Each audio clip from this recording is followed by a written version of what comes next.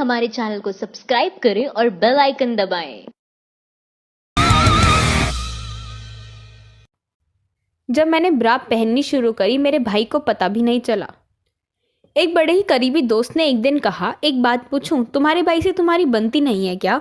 मैं सकपका गई। उसने कहा, असल में तुम्हें मम्मी पापा से फ़ोन पर बात करते हुए खूब देखा है, भाई से बात करते हुए कभी नहीं देखा, 1 मिनट के लिए भी नहीं। भाई से मेरी खूब बनती है, मिलते हैं तो घंटे बात करते हैं, शादी हो गई है उसकी। लेकिन दोस्त का ये सवाल जायज़ था। मैंने सोचा पिछली बार भाई से उसकी शादी की सालगिरह के दिन बात हुई थी। वो ऑफिस में था, मैं भी ऑफिस में थी। शायद 30 सेकंड की कॉल थी। तब से 2 महीने हो गए। उसके पहले मेरे बर्थडे पर बात हुई थी, लेकिन उससे पहले नए साल पर। भाभी के हाथ में फ़ोन था तो आधे घंटे तक बात चलती रही। भाई से 1 मिनट के अंदर सिमट जाती है। पिछले साल जब मैं कॉलेज में थी, महीने में 1 बार बात हुआ करती थी, पॉकेट मनी भेजने के लिए।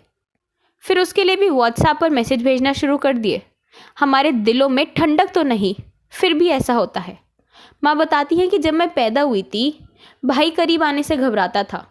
वो हमारी जनरेशन का पहला बच्चा था। कई दिन लगे उसे समझाने में कि माँ के सीने से चिपके इस मांस के टुकड़े को बहन कहते हैं। भाई लगभग 4 साल बड़ा था। कई दिन लगे उसे मेरे पास आने में।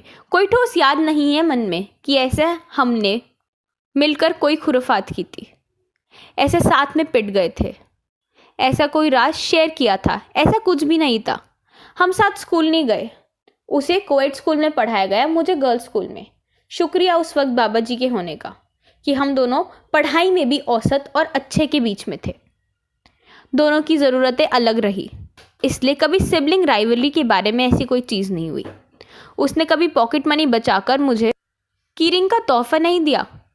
मैंने भी कभी उससे सीक्रेट गर्लफ्रेंड होने जैसा कोई राज नहीं बताया। हम यूं ही बड़े हो गए। पापा मुझे लाड करते, भाई दादी को। बाबा दोनों को पढ़ाते, मम्मी सब बैलेंस करके चलती। लिंग भेद कभी महसूस किया तो इतना नहीं। दादी भाई के दूध में थोड़ी एक्स्ट्रा शक्कर घोल देती जिससे वो खींच उठता, या बड़े वाले अंगूर छाट कर उसकी कटोरी में रख देती। ये भी शायद लिंग भेद नहीं था, बस घर का बड़ा बच्चा होने का लग्जरी था।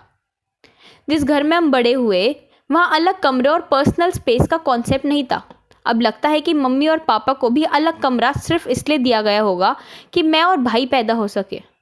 मेन गेट को छोड़कर कभी घर का कोई भी दरवाज़ा बंद नहीं किया जा सकता, कम से कम तब तक जब तक हम जागते थे।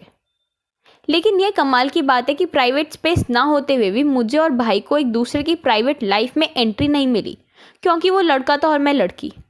मैंने बचपन से अपने अंडरवियर खुद धोए थे। दादी ने भाई के अंडरवियर धोने बंद कर दिए, मुझे मालूम नहीं पड़ा। जैसे मैंने सैनिटरी नैपकिन इस्तेमाल करने शुरू कर दिए, उसे मालूम नहीं पड़ा। मम्मी की अलमारी के एक कोने में सैनिटरी नैपकिन रख जाते थे जहाँ किसी पुरुष का हाथ ना जा सके। जाहिर है भाई ने कभी नहीं देखा होगा। फिर मैंने ब्रा पहननी शुरू कर दी। शायद भाई को वो भी नहीं पता, या होगा भी तो उसने अनदेखा कर दिया होगा। मम्मी हमेशा अपनी ब्रा पेटीकोट जैसी चीज़ें दूसरे कपड़ों के नीचे सुखाती थी। मैंने बिना कहे वही आदत अपना ली। टी शर्ट और तौलिए किसी भी कपड़े के नीचे सुखाती, क्योंकि भाई बड़ा हो रहा था। जिस लड़की को वो बहन कहता आ रहा था, उसके अंदर भी ऐसे जीव है जिसके स्तन हो सकते हैं, जिसको पीरियड हो सकते हैं, जो सेक्स कर सकता है, जो बच्चा पैदा कर सकता है। शायद ये बात अभी उसके लिए सही नहीं थी, ऐसा घर वालों का मानना था। एक बार पीरियड शुरू हुआ और घर में पैड ख़त्म थे। मम्मी ने भाई को अखबार के छोटे से पुर्जे पर लिख कर दिया, विस्पर, और समझाया कि ये दुकान वाले को दे देना, दुकान वाला खुद देख के दे देगा। ये भाई की मेरी पर्सनल लाइफ में पहली और आखिरी एंट्री थी, जब पहली बार पीरियड की वजह से पेट में भयानक दर्द हुआ। भाई की पहली टिप्पणी थी, कल उसको चाउमीन नहीं खानी चाहिए था, देखो नुकसान कर दिया। फिर अक्सर पेट दर्द होता, भाई कुछ नहीं कहता। उसे शायद अंदाज़ा हो गया था कि मम्मी और बहन के बीच की पर्सनल बात है, इस दुनिया में उसकी एंट्री नहीं है। फिर जब मैं बाबा या पापा से चिपक कर बैठती, दादी की तरफ से कमेंट आ जाता, अब बड़ी हो गई है, चिपका ना कर। ये सब सुनकर भाई को शायद पता चल गया कि बहन बड़ी हो गई है। जो इक्के दुक्के झगड़े हो जाया करते थे हमारे बीच, वो अनकही चुप्पी में बदल गए कि हम अलग हैं, हमारे शरीर अलग हैं। ना वो अब डांटता, ना नाक छीटता। उसे शायद मालूम नहीं था कि जिस बहन को पीरियड्स होने लगते हैं उसके साथ कैसे बर्ताव किया जाता है। फिर भाई शहर छोड़कर चला गया। बाबा को उम्र ने लीर कर दिया। घर में औरतें ज़्यादा हो गई। अब दर्द के समय मुंह ढाँप कर रोने की बजाय खुलकर कहराया जा सकता था।